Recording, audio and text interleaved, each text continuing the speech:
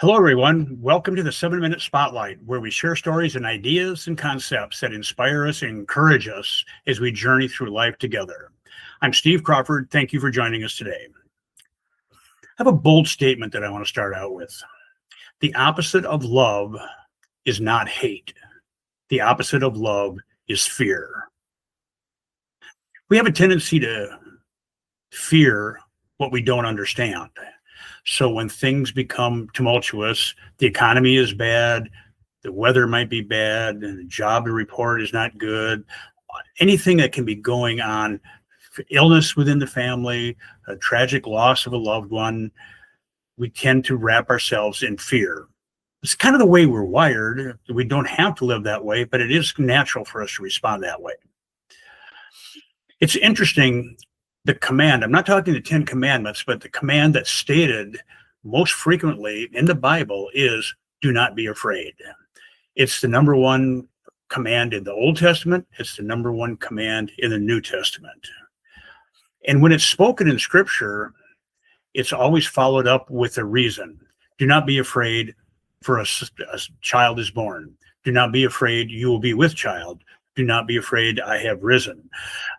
There's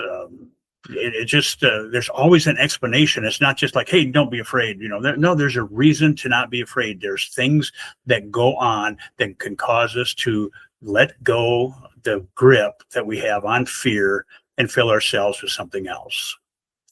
I have a good friend in Rapid City, South Dakota, David Rempel.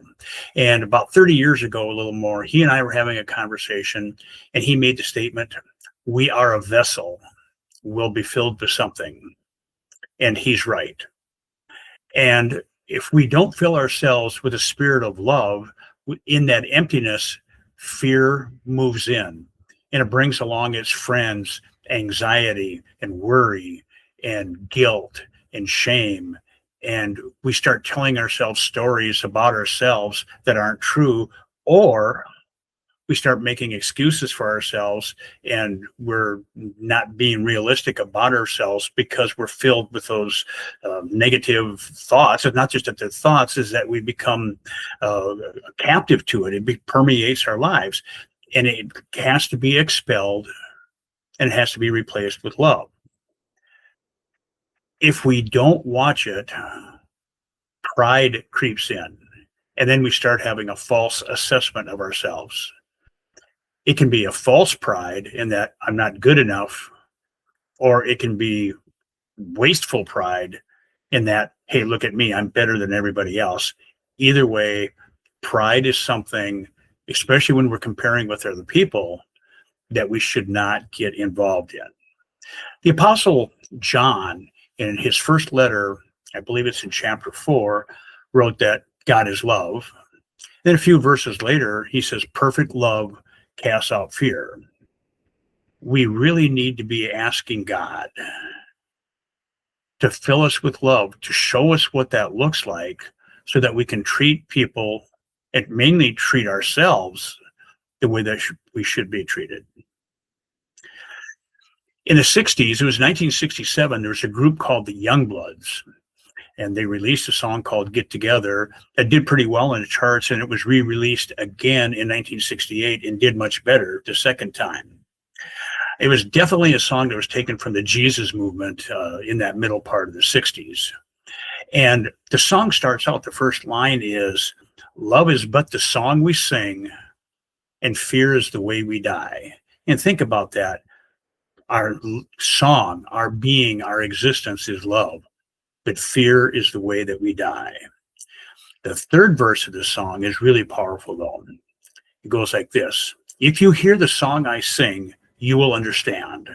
You hold the key to love and fear, all in your trembling hand.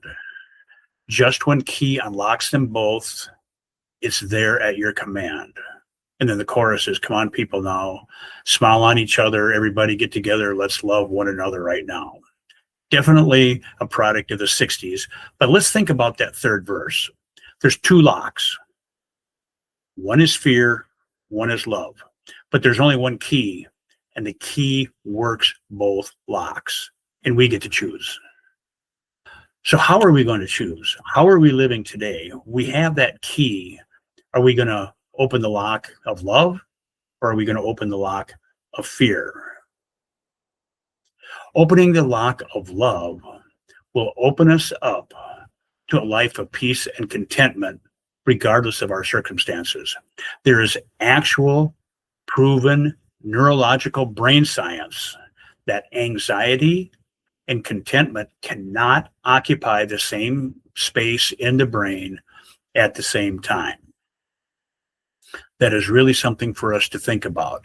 Because if we can get rid of our anxiety and our worry and replace it with love that leads us to contentment, then our journey through life will be one of peace. These are the things that we love to continue a conversation about. You can always reach me at steve@stevecrawford411.com. We appreciate your comments. We appreciate your input. And we also appreciate it if you would share this with others that you think is worthwhile. Looking forward to sharing more insights and more stories with you in future episodes. Thank you for joining us today. Have a good one.